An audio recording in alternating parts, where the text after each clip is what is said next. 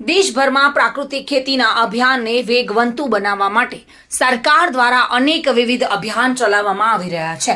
નીતિ આયોગના ઉપાધ્યક્ષ સુમન બેરીના અધ્યક્ષસ્થાને સરદાર કૃષિનગર દાંતીવાડા કૃષિ યુનિવર્સિટી ખાતે ત્રિદિવસીય પ્રાકૃતિક કૃષિ તાલીમ અને અખિલ ભારતીય કૃષિ અધિવેશન 2025નો પ્રારંભ કરાયો હતો.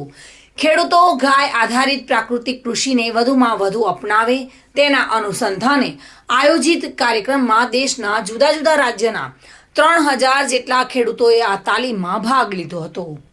ત્રિદિવસીય કાર્યક્રમમાં દેશભરના ખેડૂતો ગાય આધારિત પ્રાકૃતિક કૃષિ વિશે માર્ગદર્શન મેળવ્યું હતું અને આ ખેડૂતો યુનિવર્સિટી સ્થિત વિવિધ સંશોધન કેન્દ્રો તથા પ્રાકૃતિક ખેતી પ્રદર્શન કેન્દ્રોની મુલાકાત લઈને માર્ગદર્શન મેળવ્યું હતું. આ સાથે સંશોધન વૈજ્ઞાનિકો દ્વારા પ્રાકૃતિક ખેતી અંગે ખેડૂતોને વ્યાખ્યાન આપવામાં આવ્યું હતું. યુનિવર્સિટી દ્વારા ખેડૂતો માટે 25 જેટલા કૃષિને લગતા સ્ટોલ ઊભા કરાયા હતા, જેને નીતિ આયોગના ઉપાધ્યક્ષ રિબીન કાપીને ખુલ્લા મૂક્યા હતા.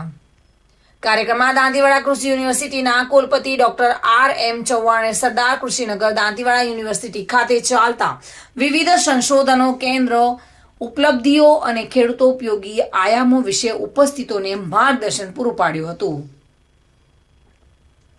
તેમણે જણાવ્યું હતું કે એરંડા, કપાસ, ઘઉં, બટાકા, મિલેટ, ખજૂર, મસાલા પાક પર યુનિવર્સિટીએ ખાસ સંશોધન કરીને ખેડૂતોની આવક વધારવા પ્રયત્નો કર્યા છે. આજે દેશમાં 71% એરંડાનું ઉત્પાદન ફક્ત ગુજરાત કરી રહ્યું છે, જેના થકી 7,000 કરોડનું વિદેશી હુંડિયામણ દેશને મળ્યું છે.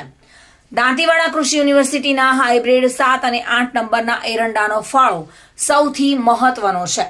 આજે કચ્છની ખારેકને GI ટેગ મળ્યો છે, જેનાથી ખેડૂતોને ખારેક વેચાણ માટે ફાયદો મળી રહેશે.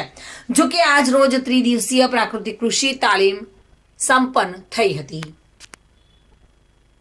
બલસી દરબાર સાથે bureau report, today Gujarati news. આ સમાચાર આપને કેવા લાગ્યા? ટુડે ન્યૂઝને લાઈક, શેર અને સબસ્ક્રાઇબ કરો.